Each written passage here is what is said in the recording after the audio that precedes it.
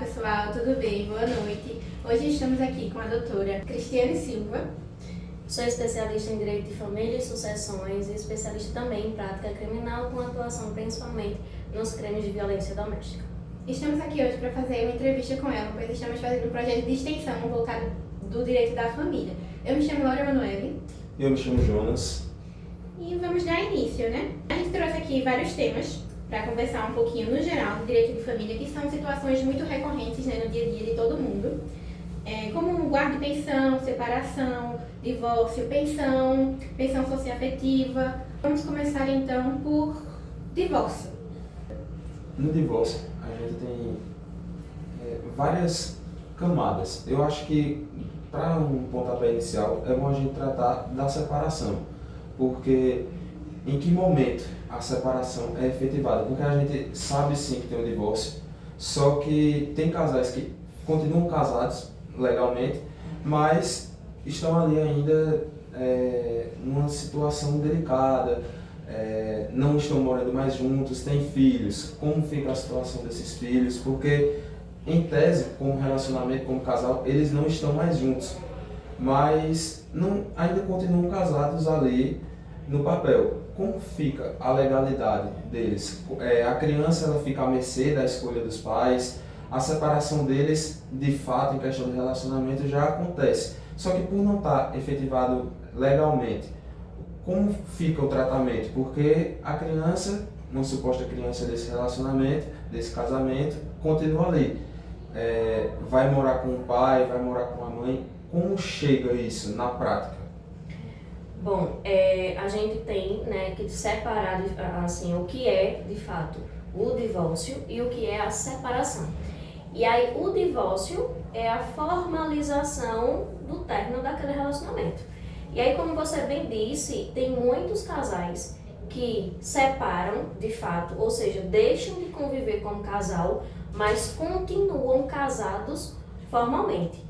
Então, o que é que a gente considera? Isso é um marco, assim, primordial para a gente definir o que é que vai ser partilhado. É a separação de fato. E aí não importa se deixaram de morar na mesma casa ou se continuam morando na mesma casa, porque acontece muito de casais que o único bem que tem é uma casa, nenhum dos dois quer sair ali daquela casa e optam por ficar morando dentro daquela casa até que se partilhe, mas não convivem mais como casal. Então, quando é que a gente começa a contar essa separação, que é o que chamamos de separação de fato? É quando passam a não mais conviver como casal, certo? E em relação aos filhos, mesmo que já tenha ocorrido um divórcio, enquanto não for formalizado guarda, convivência e pensão alimentícia, a relação, né, com essas crianças não vai ter nada formalizado. E aí é onde mora o risco, porque como não tem nada formalizado, cada pai vai querer fazer da sua forma. Entendeu? E aí fica aquela, não, porque eu sou o pai eu quero que faça desse jeito, não, porque eu sou a mãe eu digo que faz desse jeito, e acaba gerando esse conflito. E principalmente em relação à pensão, porque muitos pais só pagam a pensão quando de fato existe uma obrigação judicial. Enquanto não tem ali nenhuma decisão mandando ele pagar, ele não cumpre, ele não paga. Então, quando ocorre a separação, o que é mais importante de ser feito primeiro? Regularização da pensão alimentícia, da guarda e da convivência da criança, para evitar ainda mais conflitos e também para diminuir essa responsabilidade por parte apenas de um. Porque a gente sabe que quando separa, é cultural já do Brasil que a criança sempre fica para a mãe. Então, enquanto a mãe não toma ali essa iniciativa de regularizar a pensão, principalmente, ela vai arcar com os custos sozinha. Então, a gente conta a partir da separação de fato. Então, mesmo que separou, passaram 10 anos para poder divorciar formalmente, aquela separação de fato é o marco, certo? Que se conta para a partilha de bens. Até aquele dia, tudo que foi construído, adquirido antes, será partilhado a partir da separação de fato, mesmo que continuem casados formalmente, os bens não se comunicam mais. E aí o que acontece muito é desse conflito aí, né? Às vezes um diz que a separação foi tal dia e o outro diz que a separação não foi naquele dia, foi depois, ou foi antes, para tentar ali de alguma forma tirar ou incluir um bem da partilha. E aí a gente encontra um pouquinho de dificuldade nisso. E nem sempre esses divórcios eles são consensuais, né? Normalmente sempre tem disputas, são extremamente litigiosas. Sim, a disputa não é nem, às vezes, né? Às vezes, na maioria das vezes, a disputa não é pelo casamento, de fato. A gente sabe que sim, tem pessoas que ainda querem lutar, tem pessoas que, por influência das suas crenças, por influência de religião, por influência de criação de família, não aceita o término do casamento porque diz que não casou para separar, que casamento é até que a morte nos separe, mas na maioria das vezes a briga é pelos bens, a briga é pela partilha. Tem briga pelos filhos também? Tem, mas a maioria das vezes é pelos bens. Você explicou sobre a separação de fato e que é oficializado, obviamente, quando entra no divórcio. Só que esse período da separação de fato, ele pode ser extenso, que não necessariamente foi realizado o divórcio, ele pode ser extenso. Esse período, que pode ser ou não extenso, ele tem alguma relevância no momento do divórcio em questão de cobrança de pensão, por exemplo, não foi pago, como você disse, a pensão durante esse período, porque não foi realizado o divórcio, então a pessoa, geralmente o homem nesses casos, não pagou a pensão à criança nesse período porque não estava divorciado. Só que a mãe da criança ou das crianças podem requerer esse período de separação de fato. Como é que funciona isso? Veja só, não é necessário a oficialização do divórcio para que seja feito o requerimento de pensão alimentícia, certo? São duas ações diferentes. Inclusive, quando tem litígio, eu faço em ações diferentes, ações separadas. Por quê? O divórcio e a partilha dos bens em nada tem a ver com as crianças, certo? Em nada tem a ver com os filhos. E aí existe uma condição.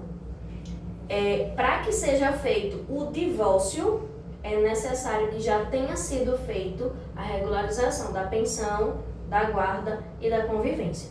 Então, eu posso não fazer o divórcio? Pode. Então, assim, não preciso fazer o divórcio para poder pedir a pensão alimentícia, mas eu preciso que a pensão esteja estabelecida para que eu possa me divorciar. Conseguiu entender? Consegui. Então, a ação de pensão não depende do divórcio, mas o divórcio depende da ação de pensão alimentícia, se as crianças forem menor de idade. Entendeu? Entendo. Acho que um ponto muito interessante também é a questão de se tem diferença no processo quando o casal ele é união estável. Eles nunca oficializaram um casamento jurídico civil, né? Não, hoje em dia não tem mais diferença, porque a gente teve a equiparação da união estável com o casamento. Então, antigamente a gente tinha de fato uma separação, uma diferença, né? Mas hoje foi equiparado. Quando a gente equipara é a mesma coisa que igualar. Então, união estável e casamento hoje em dia são iguais, tá? Em questão de direitos e deveres, são iguais. O que dificulta? Porque o casamento, ele só é casamento quando existe aquela escritura pública de casamento, tudo certo? Com efeito civil. Exato, com efeito civil. Já a união estável, ela, se for formalizada, ela vai ter escritura. Mas, se ela não for formalizada, aí ela vai ter que ser comprovada. Então, quando chega um cliente e diz assim, eu tenho uma união estável e eu quero dissolver, ok. Como a primeira pergunta padrão, essa união estável ela foi reconhecida em cartório ou não? Só moram juntos. Por quê? Se foi reconhecida, a gente vai direto para uma dissolução de união estável com partilha de bens. Mas se essa união estável ela nunca foi formalizada, ela apenas existiu faticamente, ou seja, só moraram juntos. Tem união estável? Tem, mas primeiro o que é necessário? Um reconhecimento e dissolução da união estável com partilha de bens. Tem diferença no processo? Tem. Por quê? Na ação de dissolução, eu só junto a escritura do reconhecimento da união estável e a documentação dos bens que vão ser partilhados. Já de reconhecimento da união, eu tenho que comprovar que aquela união existiu. Então, ali naquele processo, eu vou ter que juntar fotos de festas familiares, por exemplo, plano funerário, plano de saúde, onde um está vinculado como dependente do outro, declaração escolar, matrícula de filhos, certidão de nascimento das crianças, para comprovar que estão juntos de determinado período a determinado período. Porque acontece isso por causa dos bens. Acontece da mulher, por exemplo, dizer assim, a gente tem uma união estável para ter direito à parte dos bens, e o homem dizer, não, a gente não teve união estável, foi só um relacionamento casual, a gente ficou uma vez, fez um menino e é isso. Então é necessário trabalhar ali para que primeiro se reconheça essa união, para depois dissolver, entendeu? Então essa é a diferença da formalização e quando não tem formalização. Em relação à separação, união estável e casamento formal, não tem diferença em relação aos direitos e deveres. Com relação aí se a mãe tem direito a receber o retroativo, se demorar para pedir a pensão, isso aí é para a parte de pensão alimentícia, mas já vamos adiantar. Não, enquanto a mãe não faz o pedido de pensão, o pai não tem atrasado nenhum para pagar. Então, tem muita mãe que diz assim, não, faz 5 anos que eu me separei e eu quero pedir a pensão. E aí, normalmente, elas querem vincular o pagamento a isso. Dizer, doutora, quando eu receber os 5 anos de atrasado, eu pago a senhora. Aí eu, tenho que... Então, fulana, você não vai receber nada de atrasado. Aí ela... Mas doutora, não sei o quê. Agora, mas não, porque eu fui educando o meu público, Postei tanto sobre isso que eu fui educando o meu público de que não recebe atrasado. Mas acontecia muito de chegar a mãe e dizer, olha, eu tenho um menino de 3 anos, o pai nunca pagou nada. Eu tenho um menino de 10 anos, o pai nunca pagou nada. Quanto a senhora acha que a gente recebe de atrasado? Gente, não recebe nada de atrasado. Porque enquanto não tiver uma decisão judicial, você não tem como executar algo. Então, não fique demorando, esperando, não, próximo ano eu peço, não fique, entendeu? Ingresse com a ação agora. Quando sair a decisão do juiz determinando que o pai vai pagar um salário mínimo, vai pagar 30% do salário mínimo, a partir daquela decisão, a partir daquela data, caso ele não pague, aí é possível ingressar com a ação de execução de pensão e cobrar o atrasado. Se ele não pagar, a gente pode pedir uma prisão, uma penhora de bens, pedir para penhorar a moto dele, mas enquanto você não tomar uma providência, não dá para cobrar nada de atrasado. Uma questão, e se existisse um acordo consensual, que não foi assim oficializado por um juiz? Também não acordo serve, de mesmo boca... que fosse comprovado, por exemplo, eu comprovo aqui que eu tinha combinado com ele, por exemplo, que pagasse a feira. Só existe acordos se ele for judicial, ou seja, homologado pelo juiz, ou extrajudicial. De boca a boca, então, não, jamais. De boca, nada. E é isso que acontece. Tem gente que diz assim, não, mas eu fiz um acordo com ele, eu tenho como comprovar por print do WhatsApp. Não tem homologação. Mas, doutora, ele estava pagando aqui, olha, todo dia 10 ele mandava aqui R$500. Isso não comprova não que tinha um acordo? Comprova que tinha um acordo, mas não tinha obrigação formal nenhuma. É de consciência do pai de que eu não estou mais criando meu filho aqui diretamente. Não sou eu mais que estou provendo a casa que meu filho mora. Então eu tenho a obrigação de custear as despesas do meu filho. Seja parcialmente dividindo com a mãe dele, seja pagando a maior parte das despesas, já que a mãe dele está criando ele, está ali dedicando tempo a ele. Mas ele não precisa de decisão judicial para pagar a pensão, não. Tá?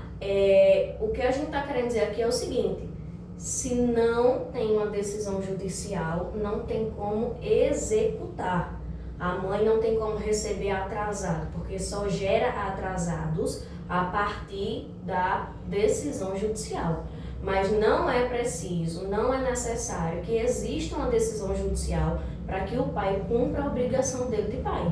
Inclusive, isso é o que se espera, que o pai tenha consciência, sem ninguém estar obrigando a ele, tenha consciência de dizer, o filho é meu, a responsabilidade é minha, eu não vou esperar que ninguém venha aqui me obrigar e vou cumprir. E, inclusive, acontece muito, né? Muito não, mentira. Acontece algumas vezes do próprio pai me procurar para dizer, doutora, eu quero formalizar a pensão do meu filho. Doutora, eu quero formalizar aqui a guarda e as visitas, porque eu quero que fique tudo certinho, para no dia que eu for pegar meu menino, eu não tenha problema com a mãe dele. Para que no dia que for de eu pegar o menino, ela não poder dizer que eu não vou poder. Exatamente. Então, tem sim muito pai que procura para regularizar. Doutora, eu já estou pagando a pensão do meu menino há 1 ano. Eu pago, sei lá, um salário, eu pago R$800. Mas não tenho nenhum tipo de comprovação, doutora. Aí eu quero formalizar isso. Ok, vamos fazer. Aí ingressamos com ação de oferta, ele está ofertando. Ingressamos com ação de oferta de alimentos, regularização de guarda e convivência. Então, assim, não, o pai não precisa de uma decisão para cumprir a obrigação de pai. Às vezes é necessário, por quê? Porque o pai não quer cumprir.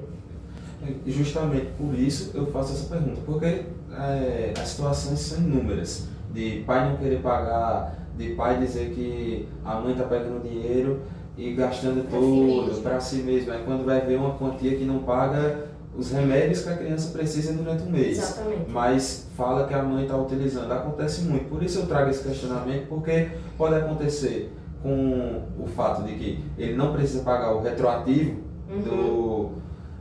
da pensão por não estar homologado, pensar, então se eu paguei sem estar homologado, eu vou pedir de volta. Não, inclusive, pensão não tem como receber de volta, tá? Se você pagou, pagou. Ali ficou.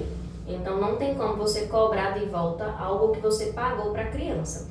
E aí a gente entra em outro quesito, que é o da revisional de alimentos. O pai, por exemplo, ele está em determinado emprego e ele está ali com a obrigação de pagar um salário mínimo. Só que ele saiu daquele emprego e diminuiu a renda. Ele tem o direito de ingressar com a ação revisional de alimentos, certo? E aí o que acontece? Até sair a decisão, ele vai ter que continuar pagando aquele valor, um salário mínimo completo. Saiu a decisão, dizendo que ele pode baixar ali a pensão de um salário mínimo para 70% do salário mínimo, 60% do salário mínimo. Aí ele pode pensar, então esses valores que eu paguei antes dessa decisão, que foi um salário mínimo completo, eu tenho o direito de receber aí a diferença. Não tem direito de receber nada, querido. Você tem o direito de, a partir de agora, cumprir a decisão nova. Apenas. Até porque tem a proporcionalidade e a possibilidade, né? Isso. Naquele momento, ele tinha a possibilidade, era proporcional ao que ele recebia, e também tem a proporcionalidade do que a criança já tinha. Isso. É o que a gente chama de binômio, que agora é trinômio, né? Antes era binômio. Necessidade da criança, possibilidade do pai. Só que agora a gente tem um outro fator atribuído pelos doutrinadores, que é a razoabilidade, tá? Que o que acontece? Às vezes o pai até tem um padrão de vida que consegue pagar, mas a criança não tem um padrão de vida compatível com aquele dinheiro. Exemplo de um caso real meu. O genitor tem uma renda de aproximadamente 12 mil mensais. E aí a genitora pediu 30% dessa renda. Ok, dá em torno ali de quase 4 mil. Mas a criança tem um padrão de vida de um salário mínimo. Então é razoável a criança ter um padrão de vida de um salário mínimo e eu querer receber 4 mil de pensão? Porque a pensão é para a criança, não é para sustentar a família da criança. Tá entendendo? Então não faz sentido. Então por isso que a gente traz a razoabilidade. Outra coisa, tem a necessidade da criança, tem a possibilidade do pai. Se o pai tiver uma renda de um salário mínimo, mas a criança tem um padrão de vida, que só o padrão de vida da criança é de um salário mínimo, como é que a gente faz? Porque a mãe tem condições de colocar o menino na natação, a menina no balé, no jiu-jitsu, um monte de atividade, colocar a criança na escola mais cara, mas esse é o padrão de vida da mãe. E o pai, como é que faz? Entendeu? Entendi. Como é que faz? Então a gente tem que aplicar aí necessidade, possibilidade, mas tem que ver o que é razoável, entendeu? Exato. E agora você, quando mencionou... Já entrando nesse assunto. Exatamente. Você mencionou que são duas coisas separadas quando a gente analisa guarda, pensão, que isso aí já tem que estar estipulado para a questão do divórcio. Então eu vou tratar de duas coisas separadas porque o tema que a gente quer chegar é o que acontece com essa criança. A gente vai falar da alienação parental, a gente vai tratar esse tema. Só que antes eu queria dar uma pincelada no divórcio, porque tem a divisão de bens. Tem diferença na divisão de bens com a criança ou com o menor, fica tudo igual, porque a despesa, apesar de ser realizada através da pensão para a criança, mas às vezes a razoabilidade, por exemplo, a mãe tem condições de arcar com todas as coisas que o filho necessitava e já tinha antes. O pai não tem porque tem um salário mínimo. A gente está criando um caso aqui agora. O que acontece com essa divisão de bens? Porque às vezes a divisão de bens para ela vai ser mais favorável. Não tem diferença, continua sendo de acordo com o regime. Justamente isso que eu ia falar, acho que isso influencia muito também o regime que eles estão casados, né? Isso, como eu falei, divórcio e partilha não tem nada a ver com guarda e pensão. As crianças não têm nenhuma ligação com os bens. Inclusive, eu estou fazendo um caso de partilha. Já fiz o divórcio de forma liminar, estou fazendo a partilha agora. E o tempo todo o homem fica assim, mas e os meninos? Não vão receber nada não? E a parte dos meninos? Não era, são 2 filhos, né? Não era para dividir para nós 4. Aí eu, quem são nós 4? Aí ele, os 2 meninos, não vão receber nada não. Aí eu tenho que explicar. Veja, seus filhos só têm direito às coisas de vocês quando vocês falecerem. E aí a gente usa a frase clássica, né? Não existe herança de pessoa viva. Então, quando a gente trata de partilha, não tem nada a ver quem vai ficar com as crianças, quem não vai, quanto vai ser pago de pensão. Não tem nada a ver. A partilha dos bens, ele vai depender exclusivamente do regime de bens que foi adotado. Então, se você casou e escolheu o regime de comunhão total de bens, tudo, absolutamente tudo, até uma bicicleta velha que você tinha antes de casar, vai ser considerada ali. Então, tudo que vocês tinham antes e durante o relacionamento, até a separação de fato, será dividido.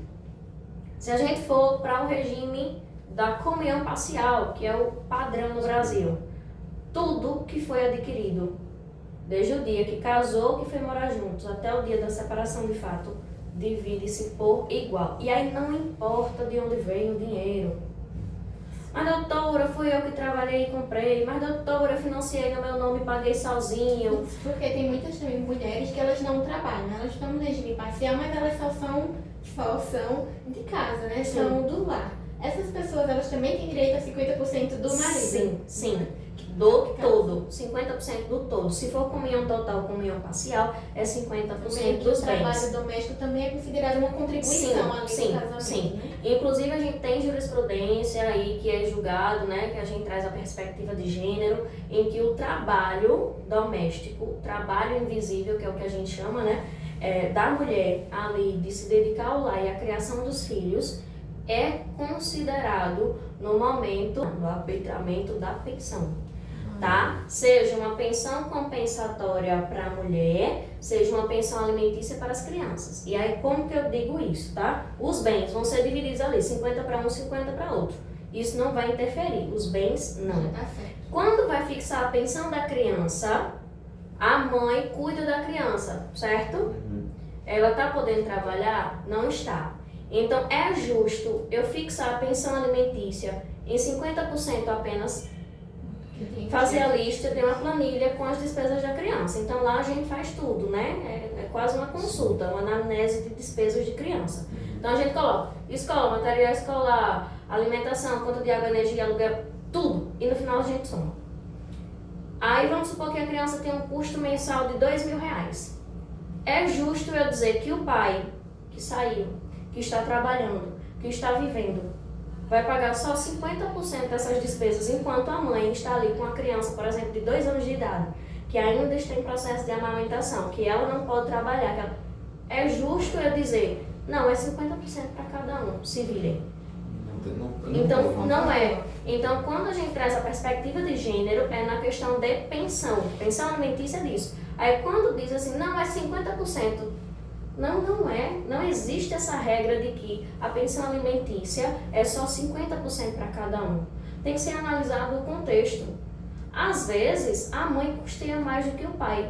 Porque uma criança que tem uma despesa de R$2.000, por exemplo, o pai que paga 30% do salário mínimo, quem está custeando mais? É a mãe. Até porque a gente, quando para fazer uma conta num papel das despesas da criança, a gente leva em conta o famoso cara crachá, só que o dia a dia é diferente. As necessidades do dia a dia vão ser diferentes. É como a gente pode fazer uma despesa mensal, só que quando a gente vê no final do mês, vai ter uma coisa passando, Sim. vai ter uma coisa diferente que vai ser. E normalmente essa coisa passando fica na conta da mãe, que é a que está com a criança. Então o pai considera, e aí o principal fator de falta de informação, na verdade são 2 fatores. E aí o primeiro fator é quando diz que a pensão tem que ser estipulada 50-50, que não. A questão é a seguinte, quem ganha mais, custeia mais. Então, se o pai ganha mais, né, e a gente aplica aí a questão da perspectiva de gênero, em que vai ser considerado esse trabalho doméstico, e aí o trabalho doméstico de criar, educar, levar aquela criança para a escola todo dia, garantir as refeições, o cuidado diário, ele é considerado como uma contribuição da mãe ali. E aí faz sentido a gente estabelecer que o pai pague mais. Mas também, se o pai não tem muita condição financeira e a mãe tem mais condição financeira e quer dar um padrão de vida melhor para a criança, aí, infelizmente ou felizmente, a mãe vai ter que custear com isso. Então, se o pai ele faz Uber, por exemplo, ele consegue pagar aí 30-40% do salário mínimo, mas a mãe quer que o filho faça aula complementar, estude no colégio particular, faça natação, jiu-jitsu, um balé. Então, infelizmente, o pai não vai poder custear com isso e a mãe vai custear. O segundo fator é quando a gente pensa, né? A gente não, porque a gente está estudando e a gente sabe que não, Sim. mas o segundo fator de desinformação que as pessoas erram muito é quando acham que a pensão alimentícia é só alimentos. Então, acontece muito do pai dizer assim, onde é que esse menino come R$500? Onde é que esse menino... Aí é onde vem os comentários, que a mãe está gastando dinheiro com ela. Já teve caso de genitor dizer que não ia mais pagar a pensão e que iria no mercado comprar as coisas, especificamente as coisas que o menino fosse comer, que era para a mãe não comer das coisas que ele desse. Então, assim, são coisas que não faz sentido, né? Não faz sentido. Então, a pensão alimentícia não é só alimentos. É toda a despesa da criança. E aí, como eu falei, né, eu tenho uma planilha que eu ou preencho junto com a cliente ou encaminho para ser preenchido, que lá tem todas as despesas. Escola, material escolar, que a gente considera anualmente, mas entra aluguel, conta de água, internet, energia, alimentação, material de higiene, tudo, entra absolutamente tudo que essa criança gasta, tá? E é considerado. No final, a gente soma e diz, olha, essa criança tem um custo aqui mensal de X. Aí vem muitas perguntas. Ah, mas a internet não é usada só por ele. Não se preocupe, você vai pagar a fração dele. Então, se dentro de uma casa existem 4 pessoas contando com a criança, então como é que a gente faz esse cálculo? Pega a conta de internet e divide por 4. Ah, é R$60 de internet. Ok, então você vai pagar R$15, que é a fração da criança. Entendeu? Então, assim, toda a despesa. O aluguel é R$2.000, divida por 4. Tudo detalhado. Tudo, exatamente, tem que fazer o cálculo. Tem toda a proporcionalidade, que foi o que eu citei antes, e você vai citando e a gente vai encaixando os assuntos. Porque, por exemplo, uma criança que... uma criança não, vamos pegar um bebê que consome o leite materno, a mãe tem o leite e consome o leite materno, não vai ter o gasto, por exemplo, num bebê que tem que consumir de leite não. Exatamente, já vai uma diferença aí no final. Então muitas vezes a gente acaba vendo o que você citou, que onde é que uma criança come R$ 500, sendo que é tudo envolvido, começa pela desinformação ou pela má fé também, sabe, mas quer utilizar para ficar falando, para denegrir a imagem da mãe, e a gente vai entrar nesse assunto inclusive para falar sobre a guarda, mas para encerrar esse assunto, fica muito a desinformação ou a má fé, feito eu falei, em questão do que tem que pagar de uma pensão. Eu dei o exemplo do leite NAN. São inúmeras as condições que uma criança pode necessitar daquele dinheiro. Às vezes ele consome um alimento normal, como todos nós, mas às vezes ele é intolerante à lactose. Já é uma diferença. Isso, e aí é a particularidade de cada caso, entendeu? Tem gente que procura, a gente diz assim, é porque minha vizinha, ela recebe R$ 500 de pensão, então no meu caso vai ser 500 também, né? Não vai. Ah, mas por que a gente... Não é, porque cada caso é um caso. Vai depender das despesas da criança, da condição da criança, do padrão de vida da criança, do trabalho do pai, do quanto o pai pode pagar. Ah, mas o pai do menino lá da vizinha, ele também ganha um salário mínimo. O meu vai ganhar 30%? Depende. Porque se esse pai do seu filho aí tiver mais 2 meninos que ele também paga a pensão, aí já não tem como estabelecer. Então são muitos fatores que a gente não consegue, não é uma receita de bolo que para toda criança vai se aplicar a mesma regra. Entendeu? Fixo, né? Não, cada caso vai ser um caso específico. E aí a gente vai juntando tudo isso. E quando eu digo que as despesas a gente preenche a planilha, não é simplesmente chegar e dizer assim, mas aí a gente gasta 2 mil de aluguel, a gente gasta 2 mil de compra de supermercado. É necessário juntar extratos, é necessário juntar comprovante. O aluguel, como é que a gente comprova? Uma transferência de um pagamento de aluguel, um contrato de aluguel estabelecendo o valor, porque não é simplesmente chegar e falar. A gente sabe que existe, né? A maioria são mães aí lutando para que o pai cumpra a obrigação, mas a gente sabe também que tem mães que agem com má fé, né? Aconteceu um caso com um cliente meu que ele recebe em torno de R$ 3.000, mas a genitora, no processo, disse que ele tem uma renda de 7 mil. E aí ele tem mais 2 filhos com a atual esposa dele, que ele, né, casou novamente, construiu família novamente, tem mais 2 filhos, e saiu a decisão provisória estabelecendo que ele tinha que pagar um salário mínimo. Então imagine, o cara tem uma renda de aproximadamente 3 mil e vai ter que tirar 1.621 para pagar uma pensão de um único filho, de uma única, sendo que ele tem uma esposa e mais 2 filhos dentro da casa dele. Então como é que ele vai viver com menos de um salário? Então assim, ele estava pagando mais de 50% da renda dele. Faz sentido uma situação dessa? Não. E aí é onde entra outro fator, que são decisões equivocadas.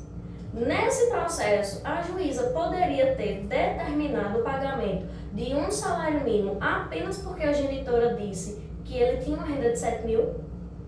Não poderia. Aí... Juntou o contra-cheque do genitor? Não juntou. Apenas disse que era 7 mil. Juntou notas das despesas da criança? Não juntou.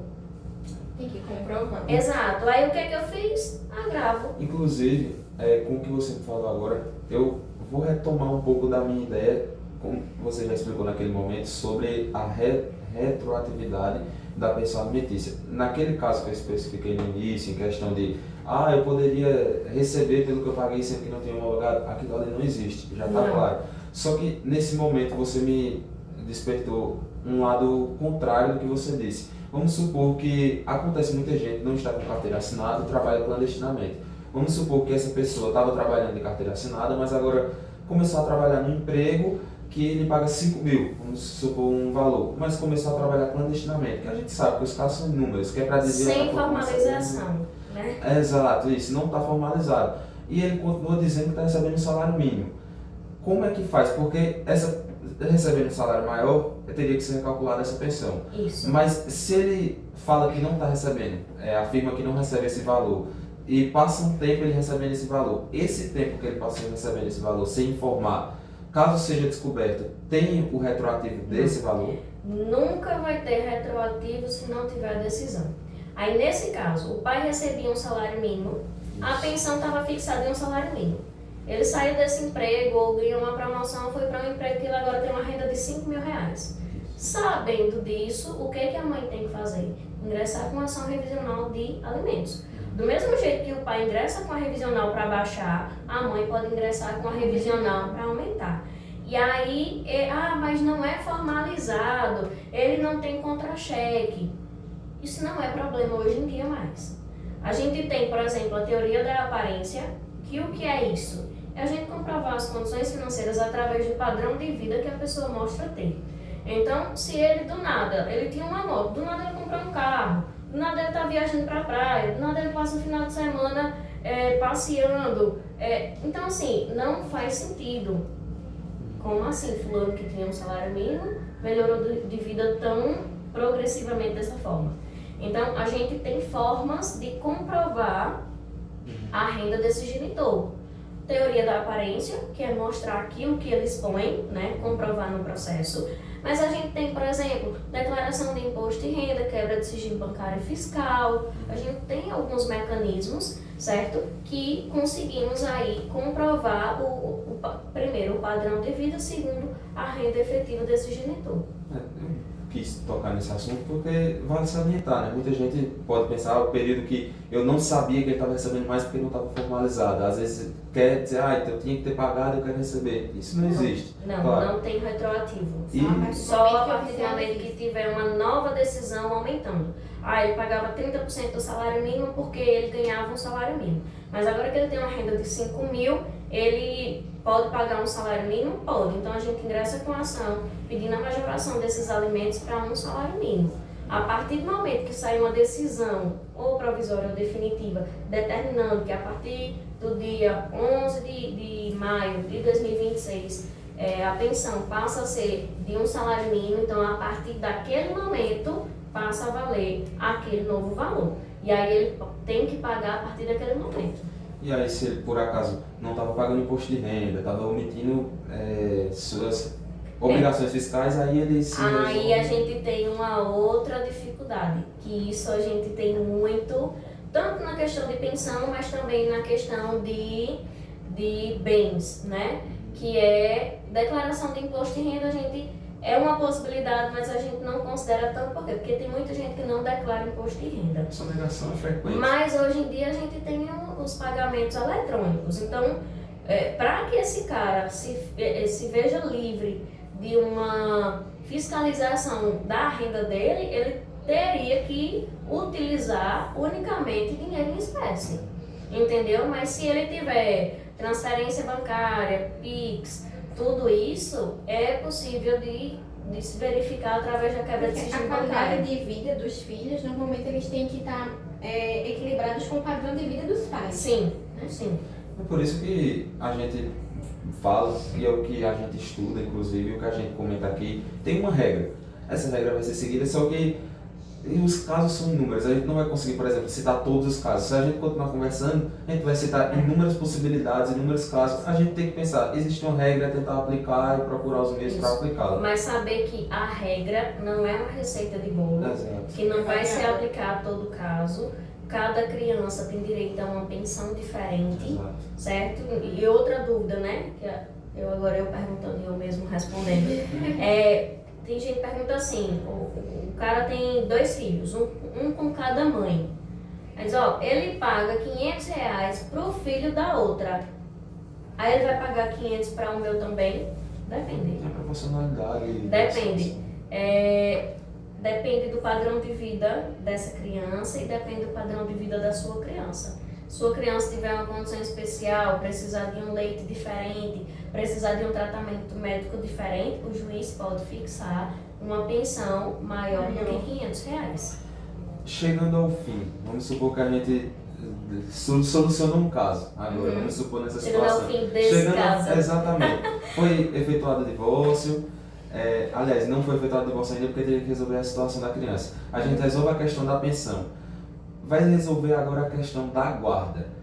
Uma coisa que eu acho que para poder resolver a questão da guarda está muito ligada, e eu acho que é desde o início, muita gente acha que não, mas na minha opinião sim, é a alienação parental, porque todo esse processo que está se resolvendo pensão, o processo demora, os processos são demorados, por mais que às vezes a necessidade de um processo como esse tenha um grau de velocidade maior do que um processo de aluguel que não me pagou, por exemplo, ainda assim vai ter o seu, por mais que a justiça tende a ser célere na prática, na teoria, na prática às vezes não acontece, às vezes tem sua demora. Nesse período acontece muito uma criança muito nova, e isso pode ser para qualquer lado, o pai, a mãe, pode chegar na criança e começar a falar no ouvido dessa criança sobre o outro para poder conseguir a guarda, ou coisas do tipo. Porque a gente trouxe a realidade que o pai inventa a história para não pagar a pensão, disse que é a mãe que está utilizando, mas às vezes pode acontecer da mãe realmente não querer dar aquele dinheiro para a criança e querer a pensão. Pode acontecer, como o pai também às vezes pode querer utilizar o dinheiro, enfim, pode acontecer a má fé nesse sentido.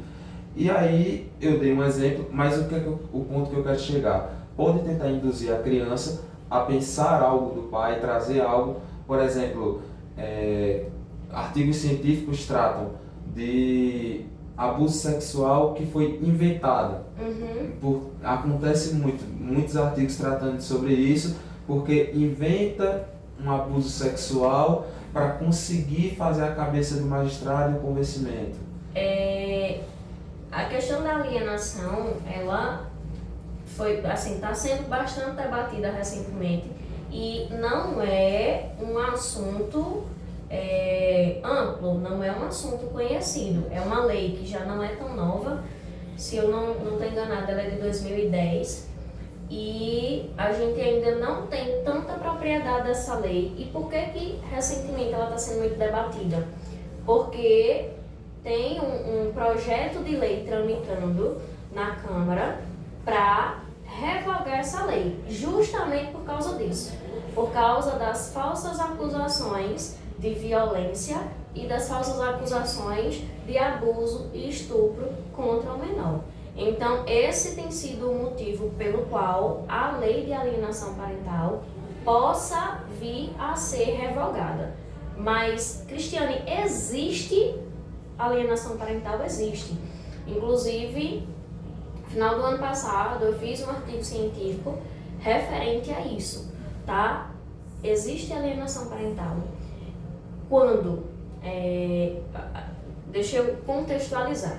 No Brasil, a lei de alienação parental, ela adota a teoria de atos de alienação parental. Então, o que isso quer dizer? É que não precisa que se efetive, não precisa que a criança seja alienada, basta que existam atos de alienação. E o que são os atos de alienação? Por exemplo, acusar o genitor, a genitora de ter feito algo, fazer com que aquela criança passe a enxergar o pai ou a mãe de uma forma negativa. Então, tudo isso tudo que for modificando a imagem, a visão que a criança tem em relação ao pai ou em relação à mãe, é considerado um ato de alienação parental. E a criança, como eu disse, não precisa chegar a ser alienada, a criança não precisa rejeitar o pai, não precisa rejeitar a mãe, basta que exista ali a prática do ato. Existiu a prática do ato, já é possível a gente aplicar a lei de alienação parental e pedir que seja aplicada ali as punições previstas na lei. E aí, quando a gente traz essa questão de abusos, de violência, sim, é um fator relevante que a gente tem, sim, que levar em consideração. Mas a gente também não pode ignorar o fato de que existe, sim, as falsas acusações. Me leva o questionamento, essa situação como é que eu posso dizer, da verificação do pensamento da criança. Porque assim, eu vou usar o meu exemplo, eu tenho pais divorciados e minha escolha teve relevância. Mas, como disse, não é uma receita de bolo. O caso de quando eu era criança é diferente de outros casos. Então eu quero saber isso. Qual é a força jurídica do que a criança fala? Porque a gente está tratando de alienação parental. Então, como o convencimento do magistrado vai se dar pelo pensamento da criança também? Como você disse, né? Não existe uma receita de bolo, mas a gente consegue fazer a análise, né? Nesse tipo de processo, a principal prova é a própria criança. Então, a criança ela vai passar aí por um estudo psicológico, a gente chama, também tem um estudo psicossocial, em que aquela criança ela vai ser analisada tanto psicologicamente quanto socialmente. Como é que essa criança age em sociedade? Como é que essa criança está psicologicamente? E aí é possível identificar, por exemplo, falas. Por exemplo, uma criança de 5 anos que fica dizendo que o pai abandonou. Uma criança de 5 anos que fica dizendo que o pai traiu. Eu não gosto de você porque você traiu minha mãe. De onde veio isso? E aí, frasezinhas prontas, né? Por exemplo, exato, eu tô com um caso que a criança fala assim, eu sei bem o que você fez. Hoje eu me dou conta do que você fez. Como assim hoje ela se dá conta do que a mãe fez ou do que o pai fez? De onde veio esse processo interpretativo? Como que essa criança chegou a essa noção de que a mãe fez algo ou o pai fez algo? E aí a gente tem o que se chama de falsas memórias, que é quando algo ele é repetido, inclusive meu TCC foi sobre isso, mas foi em criminal. E aí quando algo é falado repetidas vezes, aquilo é internalizado pela criança e ela passa a interpretar aquilo como verdade e passa a reproduzir. Então, quando a criança vê algo sendo repetido dentro de casa, por exemplo, a nova namorada do pai, a mãe não aceitou esse relacionamento e a nova namorada do pai não é aceita pela criança. E aí a criança fica repetindo: você tirou minha mãe, você não vai tirar minha mãe, você está no lugar da minha mãe. De onde vem isso? Acontece muito, inclusive. Não tem como uma criança de 4 ou 5 anos ter essa noção. Ou até então, quando o pai tem outro filho com essa nova mulher e a mãe exato, fica comparando a criação exato, dele e com a fica outra internalizando criança. na criança de que o seu irmãozinho vai tomar seu lugar, esse irmãozinho vai tirar seu pai de você. E até mesmo situações de assim, de dizer, já aconteceu da pessoa chegar pra mim e dizer assim: doutora, fulano chegou da casa do pai dizendo que estava sentindo tal coisa e tal coisa. Naquele momento eu disse: a partir de agora ela deixa de ser minha cliente. Naquele momento eu disse: fulana, me explica aqui o que está acontecendo. Não, doutora, porque assim. Eu disse: veja bem, você preste atenção no que você está criando. Você preste atenção no enredo que você está criando e cuidado com o que você fala para sua filha. Porque se você internalizar isso na menina, a menina já sofre, né, já faz acompanhamento psicológico. Você tem que pensar na sua filha. Veja o que essa criança já está passando por causa de vocês dois. Então você tem a responsabilidade sobre o que você fala, porque a partir do momento que essa menina começar a ouvir isso repetidamente, essa menina vai internalizar isso e ela vai começar a sofrer por algo que talvez nem tenha acontecido. Porque nesse caso eu fiz de forma consensual, eu representei os dois, tanto na guarda e pensão, quanto na dissolução da união e na partilha. E eu continuei acompanhando, porque se tem uma coisa que eu acredito é que uma sentença não resolve um processo. Uma sentença não resolve um caso. Porque a sentença está dizendo que tem que ser feito, mas e como tem que ser feito? Como que vai cumprir? Então, após a sentença, eu ainda faço um acompanhamento por um período. E foi justamente nesse pós-sentença, foi justamente após o surgimento de um novo caso, que começaram a surgir teorias. E ali, eu sabia que não estava acontecendo. E eu disse: tenha responsabilidade. Tenha responsabilidade sobre a sua filha, que você vai começar a criar um enredo. Pense direitinho. Não, doutora, pode ter sido só uma formiga.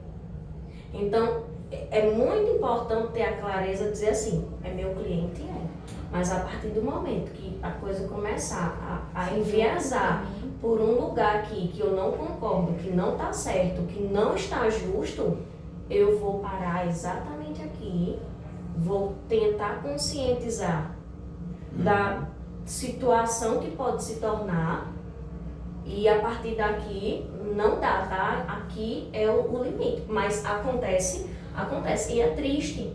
Já teve 2 situações que eu precisei conversar com a criança para entender a situação. E não foi por causa do pai, foi por causa da mãe. Por quê? Infelizmente foi por causa da mãe.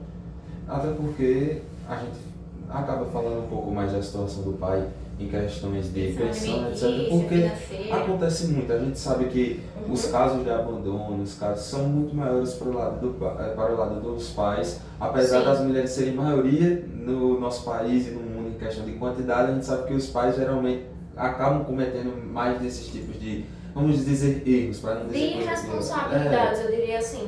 De responsabilidade, sim, mas existe sim as questões em que as mães, infelizmente, acabam sendo irresponsáveis. E aí é necessário ter uma empatia muito grande para não ter julgamento. Então, o tempo todo, eu tento enxergar o melhor para a criança. Primeiro, eu tento tirar isso sempre. Eu sempre vou dizer, a criança não tem nada a ver com o divórcio. Então, eu sempre tiro a criança da situação.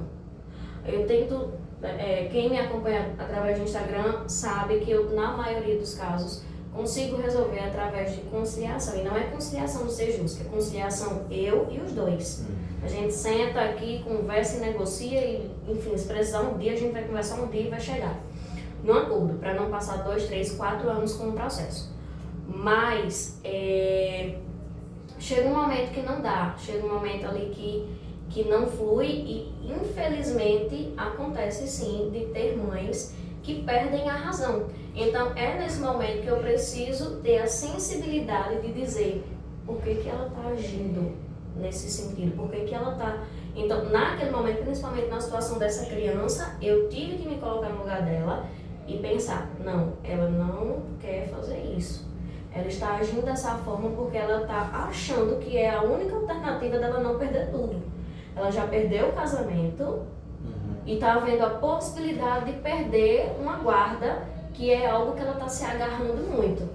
Então ali eu precisei conversar mais, o tempo todo ser possível de dizer, presta atenção, tá? Não traz isso para tua filha. E uma coisa que eu digo sempre, gente, briguem, se rasguem, se xinguem, mas não levem isso para as crianças. Isentem elas disso, porque elas são inocentes. Os dois são adultos, eles conseguem lidar com as emoções deles. Inclusive, o divórcio, a traição, seja lá qual for o motivo que levou ao término do relacionamento, é responsabilidade unicamente dos dois. Eles escolheram começar o relacionamento. relacionamento. Exato, e aí os atos de alienação, a alienação em si, começa quando o motivo do divórcio, da separação, é levado até a criança. A criança não precisa saber que o pai traiu a mãe. A criança não precisa saber que a mãe não quer mais o pai. A criança não precisa saber que é a mãe que quer terminar. A criança só precisa saber que os pais dela não vão mais morar juntos, mas vão continuar sendo os pais dela e que vão continuar sendo responsáveis. E que legal que agora ela vai ter 2 casas. Entendeu? Mas a criança ela não precisa saber. E aí teve um caso que eu fiquei muito assim, mexeu muito, porque eu tentei blindar ao máximo a criança, o máximo, era uma briga por guarda também. E a mãe entrou em contato com a criança e foi uma ligação assim, extremamente, eu não sei nem como dizer, horrorosa. Ela chantageando a criança. Né? A criança já morava com o pai há 2 anos. E aí a gente só ingressou para regularizar a guarda. Somente isso. Para dizer, a guarda era unilateral para a mãe, mas se a criança mora 2 anos com o pai, não faz sentido que a mãe tenha a guarda unilateral e toda vez que o pai queira fazer alguma coisa, ter que pedir a autorização da mãe. Então vamos aqui, né? Adequar o formal à realidade. E aí a mãe foi ali atacar aquela criança de que eu vou sumir e você nunca mais vai saber de mim. A criança entrou num desespero que eu tive que sair para ir conversar e explicar e dizer, olha, não é isso que seu pai quer fazer não. Tenha calma, sua mãe não vai sumir. Ela não vai deixar de conversar com você. E nesse dia eu senti que ali eu não pude controlar, eu não pude evitar e eu precisei conversar com a criança e me segurando e tentando fazer a criança rir quando a criança queria chorar e toda aquela agonia, mas eu precisava fazer ela entender que não, seu pai não está querendo lhe tomar da sua mãe, você não vai perder o contato com a sua mãe, a gente só precisa ajustar. E aí eu precisei conversar, né, tia, tá, eu vou lhe explicar, é o seguinte, é só um papel, porque no papel tá dizendo que você mora com seu pai, com a sua mãe, mas com quem você mora? Com meu pai. Então, a gente só quer mudar, a gente só quer tirar do papel que diz que você mora com seu pai, com a sua mãe, e colocar que você mora com seu pai, é só passar um corretivo. E aí até fazer a criança entender isso e aceitar e voltar tranquila, meu amigo. Principalmente porque a palavra, geralmente, que as crianças mais confiam é a dos pais. Se algum dos dois disse algo desse jeito, é o que vai fazer ela acreditar. Era até um ponto que eu queria tocar, que, por exemplo, às vezes até a guarda já foi estabelecida, já está com a guarda compartilhada. Aí um dos dois, para tentar conseguir alguma coisa da criança, que a criança mude seu pensamento, fica... Vamos supor que o pai está com uma nova namorada, a mãe ficar, é porque ela quer ser tua mãe, ela quer lhe tirar de mim, para criar a raiva da madrasta e, consequentemente, às vezes, do pai, para fazer com que o pensamento dela mude. E eu falo isso porque eu queria agora uma opinião sua, como você também deu sua opinião agora há pouco no caso que você teve, sobre o processo para alienação parental, porque a gente tem os psicólogos capacitados para esse âmbito judicial, mas qual a sua opinião nessa questão? Qual é a efetividade deles de conseguir fazer as crianças conseguirem ter o seu discernimento, não ser influenciado por terceiros? Eu vou ser bem sincera agora. E aí é uma opinião. O judiciário não é efetivo. O judiciário ele pode ser efetivo na questão da pensão, por exemplo, que a gente ingressa com a ação, pede uma tutela provisória e ali com 15, 20 dias a gente tem uma decisão determinando uma pensão. Nessa questão de pensão é efetivo, que a gente consegue. Mas na questão da alienação parental, como eu disse, né, não é algo debatido, não é algo de conhecimento geral, não é algo que principalmente os juízes de piso, né, os juízes de primeiro grau, às vezes não é algo que eles estão habituados, não é algo que eles conhecem, que tem propriedade. E aí é maçante para a gente, advogado, tá lá batendo na tecla e despacha e pede e fica naquela insistência de dizer, tá acontecendo isso, tá acontecendo aquilo, a criança tá passando por tal situação, eu quero um estudo psicossocial, eu quero isso, eu quero... Então, assim, já teve a situação de eu despachar com um assessor e o assessor sentar comigo e dizer, certo, doutora, e como é que a gente faz nesse caso? Qual a recomendação da senhora? A gente faz o quê? E aí, é efetivo? Não. Mas isso quer dizer que a gente não pode tentar? Também não. Entendeu? Também não. Mas aí qual é a necessidade nesse caso? Contratar um advogado especialista que entenda que aí ele vai estar ali batendo na tecla e despachando, indo na vara, cobrando e ligando, dizendo, não, eu quero que faça isso, eu quero uma tutela que restabeleça o convívio, a convivência, porque às vezes a criança tá sem ter nenhum contato com o pai, sem ter as visitas, justamente por causa da alienação. A criança foi forçada ali a acreditar que o pai traiu a mãe, então eu não gosto de você porque você traiu minha mãe, porque você deixou minha mãe. Porque, tá com uma nova namorada, você substituiu minha mãe por outra, eu não quero ela. Então, a criança vai internalizando ali e chega um momento que, às vezes, o pai só pegava a criança a cada 15 dias, no final de semana, e nem isso a criança quer ir mais. Mas a criança não quer ir porque não gosta do pai? Não. Porque a criança foi forçada a não gostar do pai, a acreditar que o pai é uma pessoa ruim, que o pai faz coisa ruim. Só que assim, o pai pode até ter um desvio de caráter, o pai pode até ter cometido uma traição, mas isso em nada tem a ver com a situação dele enquanto pai, entendeu? Então é necessário a gente tá ali na insistência, pede uma tutela de urgência, despacha, pede esse estudo psicológico para que a gente tenha uma decisão restabelecendo esse convívio o mais breve possível. E aí, de início, o que é que dá para conseguir isso? Que pelo menos restabeleça o convívio, pelo menos determine, né, que a convivência tem que ser cumprida, que o pai vai pegar a criança a cada 15 dias e que a mãe se abstenha de praticar novos atos de alienação. E a partir disso a gente vai seguindo o processo, e aí vai ter audiência, vai ter estudo psicossocial, mas tudo isso demora. Então, é efetivo? Não. Em relação à alienação parental, o judiciário não é efetivo. Eu queria tratar desse tópico, inclusive, porque a gente fala de alienação parental, mas a guarda, mesmo efetivada, ela pode ter problemas durante. E aí é muito difícil pegar aqui e dizer ocasião X, ocasião Y, se acontecer isso, a gente vai começar a falar em inúmeros casos que podem acontecer na relação de pai e filho, mãe e filho. Ah, tá na casa do pai, aconteceu outra coisa. A gente vai ficar a noite todinha citando pontos e vai dizer, esse tópico vai ser assim. Mas eu queria saber no contexto geral. A guarda foi efetivada, a criança está morando com X ou com Y, mas independente de onde ele esteja, se esse pai ou se essa mãe estiver cometendo atos, eu não falo nem de agressão à criança e coisas assim, porque aí fica mais óbvio, pode comentar também inclusive sobre isso, mas fica mais óbvio que é uma coisa mais, a moralidade já vai ir contra uma agressão a uma criança, uma agressão sexual a uma criança, isso aí é evidente. Mas em questão de, por exemplo, deixou a criança sozinha para ir em um lugar, e deixa ela sozinha por horas, e a gente sabe que, a gente não está falando aqui principalmente de crianças com seus 12, 13 anos, que por mais que ainda sejam crianças, já são mais formadas. Eu acho que o pensamento tem que ser o mesmo, só que a gente tem que nivelar dependendo da idade da criança. A gente está falando de criança de 5, 6, às vezes tem mais de uma criança, aí vai uma de 5, uma de 7, o nível de responsabilidade dos pais quando estão exercendo a guarda dos filhos.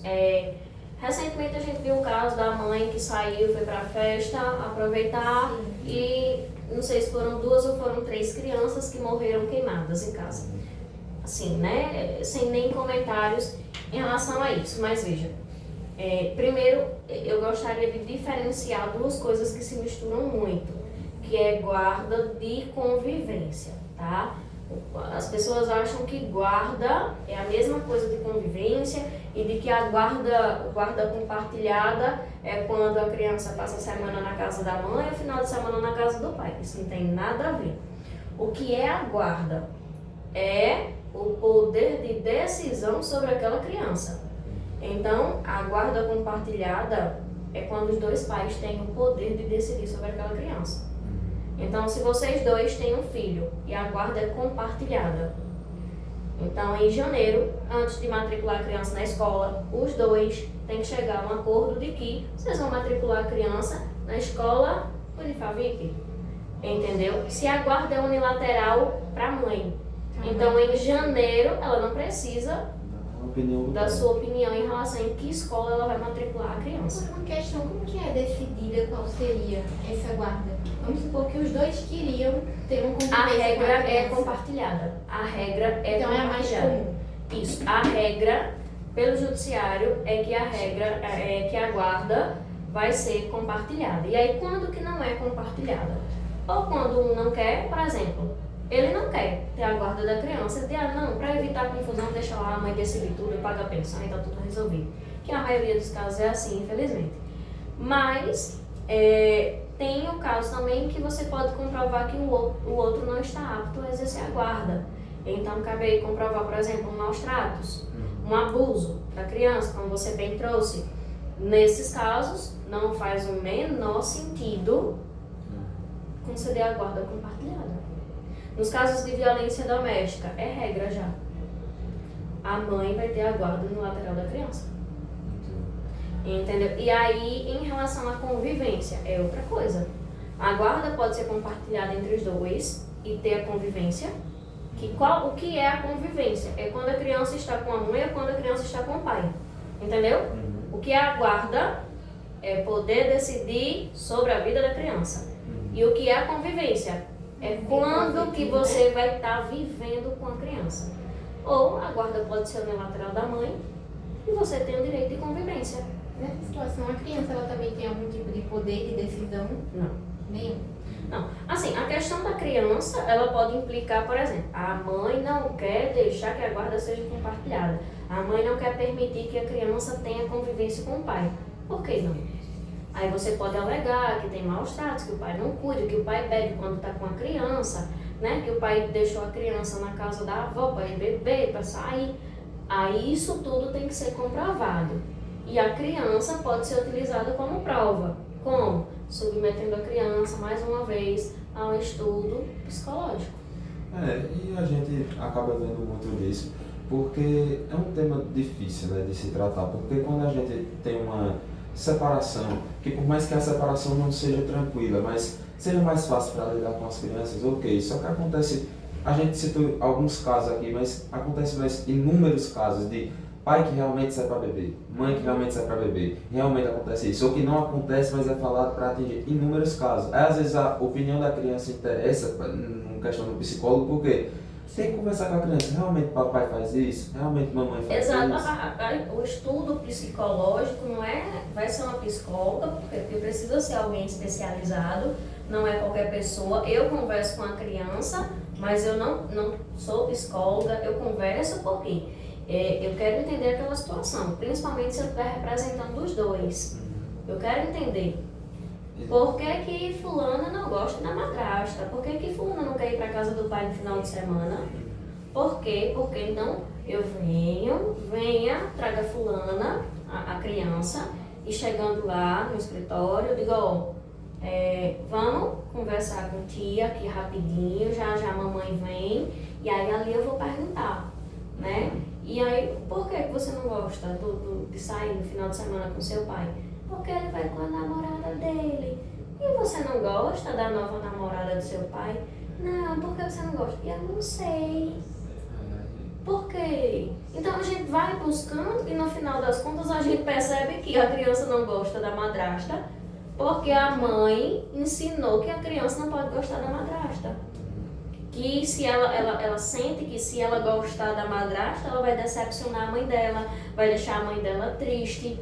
Então ela evita por causa disso. Exato.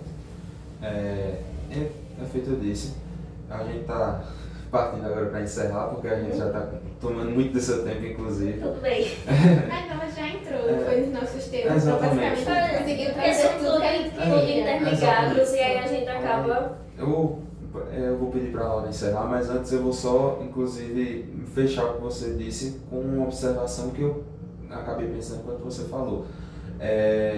Você me disse que a justiça não é efetiva nesse ponto, quando se trata da psicologia da criança, assim, da parte emocional dela. Então, às vezes a gente acaba vendo muitos casos ficando por isso mesmo, porque a gente vê inúmeras crianças que são induzidas, a pessoa sabe que a criança está sendo induzida naquele relacionamento que se deu fim, e acaba não acontecendo nada. A falta de efetividade vem por causa da demora, tá? Porque, por exemplo, quando a gente ingressa com a ação, até que venha ter um estudo psicológico, aí às vezes já tem passado 6 meses, 8 meses, 1 ano. Então, não é efetivo, não é que o judiciário não faz, até porque se existe uma lei, o judiciário é obrigado a fazer aquele procedimento, certo? Por que não é efetivo? É porque, pelo fato de não ser algo tão debatido, algo tão discutido, algo tão comum, eu acho que o judiciário ainda não entende a urgência daquilo.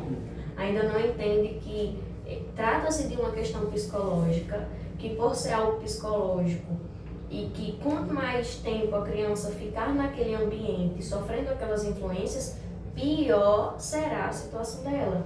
Então, se a gente demorar 6 meses até tirar a criança daquele ambiente, ou até fazer um estudo psicológico, daqui a 6 meses essa criança vai estar muito pior. Se a criança hoje não quer falar com a mãe por ligação, por exemplo, se a criança não quer ir com o pai no final de semana, daqui a 6 meses como é que essa criança vai estar? Escutando aquilo ali repetidamente, que o pai não presta, que o pai abandonou a família, que a culpa da separação é da mãe, a mãe que saiu. Então assim, não é efetivo, não é porque não faz.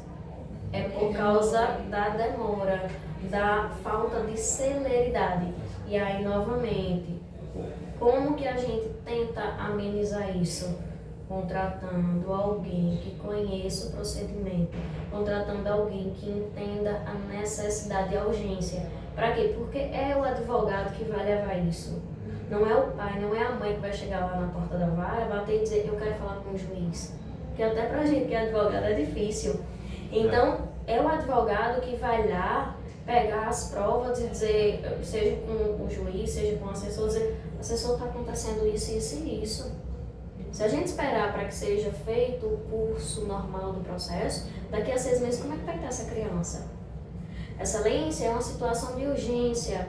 Se a gente não intervir agora, olha o que está acontecendo com a criança. Principalmente porque não é uma situação muito clara, né? A alienação parental mesmo está acontecendo dentro de casa, entre 4 paredes. A pessoa não vai saber o que está acontecendo ali dentro até o momento que a criança já está transparecendo. Tem uma situação que é ainda pior, que é quando ambos os pais fazem a alienação. A mesma coisa, ao mesmo Que tempo. Aí, como fazer? Porque assim, a situação que aconteceu, né? A mãe errou. Eu fui conversar com a mãe sobre o erro. Aí a justificativa dela foi, mas o pai fez isso, doutora. Eu fiz porque eu não podia ficar por baixo. Aí é a hora que eu... Eles estão usando a criança Vamos para lá. atingir uma Aí, coisa. exato. Aí é a hora que eu digo assim, veja, entenda uma coisa. Como é que você quer ganhar o processo? Porque ele está errado, se você está errando também. Como é que você quer que ele não tenha a guarda da criança, que a guarda seja unilateral para você? Se você está errando tanto quanto ele, e pior, você está errando para competir com ele. Então, chegar lá, primeiro que a gente não vai chegar a um acordo. Segundo, quando a gente chegar para o juiz fazer a sentença, o juiz vai olhar e dizer, procure outra pessoa de fora para cuidar dessas crianças, porque os pais não têm a menor condição. Os pais estão agindo feito criança aqui. Vai deixar a Um criança atinge de um com lado, outra. eita, fulano fez isso, eu vou fazer isso aqui porque eu não posso ficar por baixo. Gente, vamos ter maturidade. Imagina o que vai acontecer quando a criança ficar com um desses dois. Exatamente. O que vai acontecer tanto com o que ficar Exatamente. como do lado... E infelizmente acontece. Aí é na hora que a gente diz, eita, e agora como é que eu vou fazer? Eu vou ter que educar os pais a como agir com as crianças. E aí é assim, é um processo que tem que pedir até para os pais fazerem acompanhamento psicológico. E aí leva para a parte da efetividade que você falou por causa da demora, porque a gente fica 6, 8 meses, às vezes não é que não vai ter uma decisão, por exemplo, tirando desses pais que não têm condições de criar, às vezes a decisão acontece. Mas e esses 6, 7, 8 meses que demoraram com a criança nessa Só não situação? é um tempo hábil, né? Só não é um tempo exatamente. efetivo. Enfim. Ainda falando sobre isso, que é justamente nosso encerramento, vai falando sobre O a parte encerramento. emocional da criança. O conselho que a senhora daria em relação justamente às famílias que estão passando por essa situação de divórcio, né? Estão passando por esse mal-estar jurídico, essas questões de disputas, e também a questão emocional, justamente essa parte que eles tentam não errar, apesar de estarem, né, emocionalmente estáveis. Qual seria esse conselho? Seria realmente procurar um advogado de imediato ou tentar resolver? Eu diria que o mais importante seria procurar o advogado antes mesmo da separação, né? Inclusive é isso que eu posto muito no Instagram, de procurar um advogado antes mesmo de se separar, para entender o procedimento, entendeu? Para entender o contexto, para entender como é que vai funcionar a partilha dos bens, para não sair de mãos abanando, para não sofrer uma fraude à partilha, mas principalmente em relação às crianças, como é que vai ser feito esse divórcio, como é que vai ser feita essa separação, sem que as crianças sintam. Porque, como eu disse, é muito importante que essas crianças sejam blindadas, porque, infelizmente, muitas crianças adoecem com a separação dos pais. Crianças passam a ter compulsão alimentar, passam a ter crises de choro, passam a ter ansiedade, tá? E assim, direito de família é uma área muito complexa, porque é uma área muito emocional, é extremamente emocional. Toda a área do direito, né, é difícil, por quê? Porque a gente não é contratado quando a coisa tá boa, a gente é contratado para resolver problema.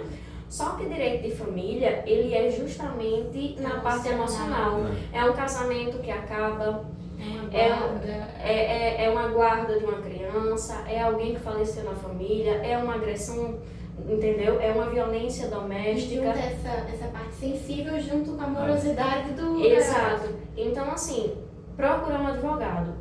E, gente, não é qualquer advogado. Porque meu vizinho é advogado. Porque o primo de não sei quem é advogado. Gente, mas é advogado de família. Não é uma área que qualquer pessoa sabe fazer. São leis específicas. Lei de alimentos não está no Código Civil. Lei de alienação parental não está no Código Civil. Então, assim, essas leis são leis separadas, que quem é especialista vai entender. Mas tem principalmente o tato, a forma de agir, quando despachar, o que pedir, o que fazer, quando cabe uma tutela de urgência, quando que eu vou pedir isso, quando que eu vou pedir aquilo. E aí, assim, primeiro passo, procura um advogado, entenda o procedimento. Segundo passo, blinde essas crianças. A criança não precisa saber que a mãe que quer separar, o pai traiu, o pai está com outra mulher, não precisa saber. Questão de agressão, a criança também não precisa saber, mas infelizmente a criança presencia. E aí quando presencia tem a questão de fazer um acompanhamento psicológico, fazer aquela criança entender que os pais não são mais um casal, mas assim, é muito complicado. Porque quem sai mais prejudicado, infelizmente, são as crianças. Como eu disse, né? Adultos conseguem lidar com as emoções deles. Até porque aqueles problemas são consequências dos atos deles. As crianças, elas não conseguem lidar com as emoções, infelizmente. Principalmente quando elas estão em formação, né? Quando Exato. eles estão naquele desenvolvimento de crescer. E aí, quando tem essa guerra entre pais, um reflexo que eu vejo muito, né? Uma consequência, na verdade, é criança desestruturada, é criança que tende para vícios, seja vício em rede social, pornografia, álcool, drogas. Porque a criança, né, puxando ali para a fase da adolescência, ela vai buscar nesses vícios cobrir aquela lacuna exato, aquele vazio ali, deixado pela mãe, deixado pelo pai, deixado pelos dois. A criança vai ficar confusa, não vai saber de quem eu vou gostar, de quem eu devo gostar, é da minha mãe, é do meu pai, com quem eu vou ficar. Então, a gente, infelizmente, essa é a realidade. E aí, trazer, né, é necessário uma sensibilidade muito grande para atuar na área. No começo era complicado, porque assim, às vezes eu tinha vontade de rir, às vezes eu tinha vontade de chorar e às vezes eu não conseguia. E até hoje ainda dá, né? Às vezes eu olho assim, aí eu quero chorar, às vezes eu olho, quero rir. Mas eu hoje consigo controlar e consigo trazer um pensamento racional de dizer, não, a gente vai fazer dessa forma, dessa forma, dessa forma. Mediar, né? Exato, eu consigo entender o seu lado e principalmente entender o lado dos dois, entendeu? Não é porque o cara traiu que ele também é errado 100% da situação. Tem ali maior parte, mas isso não quer dizer que eu vou tratar o cara como um marginal, que eu não vou escutar ele, que eu vou querer, entendeu? Ele pode ter sido um péssimo marido, mas um ótimo pai. Exato. São das circunstâncias, como a gente tá Exatamente. falando. Enfim, eu quero agradecer sua presença e por todo o conhecimento que As você trouxe. experiências que trouxe, Exato. práticas. Creio que vai ser muito proveitoso. A gente vai estar divulgando isso aqui de inúmeras São fontes. assuntos muito em alta, né? Ultimamente. Exato. Eu tenho certeza que, pelo menos algumas coisas que a gente falou aqui, vai tocar alguém que escutar realmente. Acontece isso na minha família, acontece isso com meus amigos, acontece isso ali no vizinho. Vai acontecer. Direito de família, apesar de ter toda essa dificuldade para quem trabalha na área, no popular acaba, uma das coisas mais evidentes. Direito de trabalho, direito de família, são coisas que acontecem todo dia, a gente vê acontecendo. E não serviu só como informação, também como conscientização da parte da alienação Sim, parental. sim. Porque muita gente vê o divórcio apenas como uma disputa, não pensa no melhor interesse da criança, não pensa na parte emocional e nos efeitos futuros dessa criança. Aqui a senhora trouxe tudo muito bem destrinchado. A gente queria entregar. Ai, que bonitinho, personalizado. Isso. Então, obrigada, assim, pelo convite, realmente. Eu gosto bastante de falar, é perceptível isso, Mas assim, eu gosto de falar, principalmente quando eu sei que essa informação, de alguma forma, vai trazer clareza para alguém. E eu tenho plena consciência de que não é todo mundo que consegue pagar uma consultoria jurídica. E isso impossibilita que muita gente tenha esse acesso à informação, tenha esse acesso de entender como vai funcionar, tenha a possibilidade de planejar um divórcio, de organizar e regularizar uma pensão e uma guarda. Eu tenho plena consciência disso. Então, o máximo que eu posso repassar de informação, eu repasso, seja através do meu Instagram, seja quando a pessoa vem me perguntar, tirar uma dúvida, e diz, mas doutor, eu queria tanto, mas eu não tenho condição de contratar a senhora. Depois, pronto, procura a defensoria e diga que quer fazer isso, aquilo e aquilo. Porque assim, eu tenho plena consciência de que não é todo mundo que tem as possibilidades de arcar, principalmente quando são mães solos que estão tentando regularizar a pensão. São mães que ficaram sozinhas com a maior parte da responsabilidade sobre aquelas crianças, que às vezes está impedida de trabalhar justamente por causa da responsabilidade com as crianças e está de mãos atadas, porque nem consegue trabalhar para ter renda e por causa da falta de renda não consegue ingressar com a ação com um advogado particular para regularizar a pensão, vai para a defensoria, tem todo aquele, aquela dificuldade, a morosidade que a gente já sabe, mas assim, o quanto eu puder passar de informação para que as pessoas se conscientizem, entendam e saibam pelo menos que têm o direito de algo, eu sempre vou fazer. A gente vai estar também nas postagens que a gente for fazendo, a gente vai estar divulgando seu Instagram, inclusive, para ter acesso aos seus vídeos. E também, se estiver procurando um advogado de família, inclusive criminalista, já vai ter um pedacinho do que a senhora, de como a senhora trabalha. Eu costumo dizer que eu atuo no pacote completo, né? Porque outra situação muito difícil, por exemplo, a mãe sofreu violência doméstica, aí procura um advogado criminalista.